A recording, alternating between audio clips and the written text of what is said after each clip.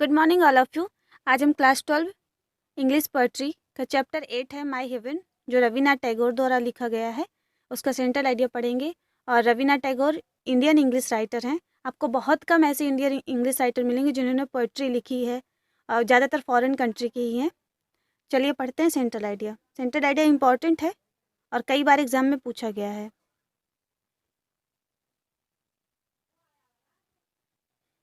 The central idea of the poem My Heaven by Rabindranath Tagore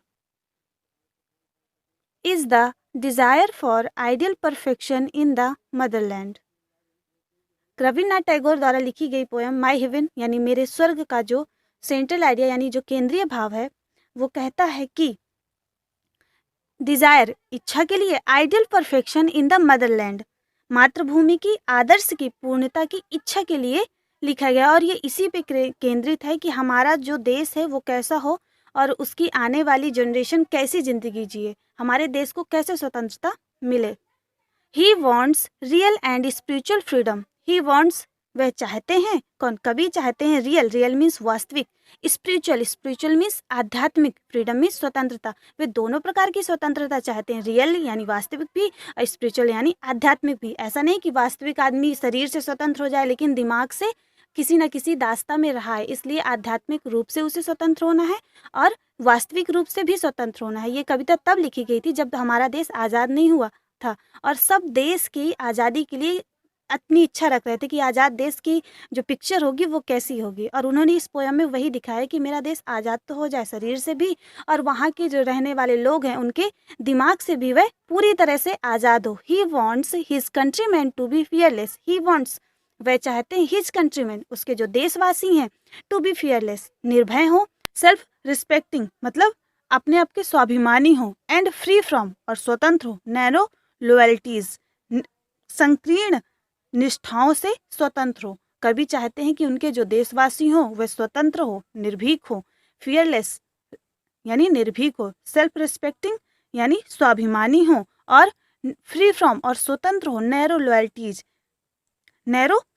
संकीर्ण निष्ठाओं से मुक्त हो। ऐसी इच्छा रखते हैं रविन्द्रनाथ टैगोर कि जब मेरा देश आज़ाद हो तब ऐसे ऐसे लोग हों और उनके लोगों की जो भावनाएं हों तो वो ऐसी हों कि वो किसी से डरते नहीं हो, मतलब आदर करते हो। ऐसा डर नहीं कि निरंकुश डर, ऐसा नहीं। सेल्फ रिस्पेक्टिंग हो, स्वाभिमानी हो, और फ्री फ्रॉम नैरो लॉयल्टीज और संकीर्ण जो छोटी छोटी सी पुरानी जो कुरीतियाँ हैं उनसे दूर हों।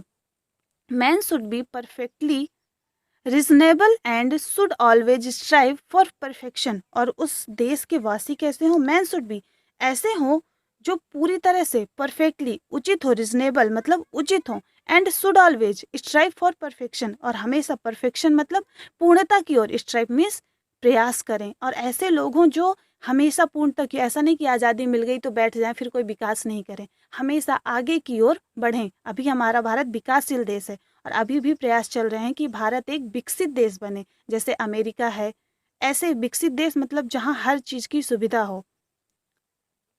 His country will then be a heaven itself. और हिज कंट्री इस तरह उनका जो देश है, will then be a heaven itself खुद से ही क्या हो जाएगा, स्वर्ग बन जाएगा। अगर ये सारी चीज़ें वहाँ के नागरिकों में आ गई तो हमारा देश यानी उस समय रविन्द्रनाथ टैगोर का जो देश होगा अपने आप में स्वर्ग बन जाएगा। और उनकी माय हेवन लिखने की ये कविता से के बाद आज़ादी हमको मिली, तब से आज काफ़ी हमारे देश में सुधार है, इस शिक्षा में भी, और लोगों की अपनी अपनी रीति रिवाज है और पुरानी रीति रिवाजों से भी लोग बाहर निकले हैं, जैसे विधवा विवाह है और बाल विवाह है। इन सब चीज़ों से बाहर निकल कर भी लोग आए हैं और कहीं ना कहीं माय हेवन उनका जो लिखने की ये पोएम का जो मोटिव था वो कहीं ना कहीं सक्सेस हुआ है।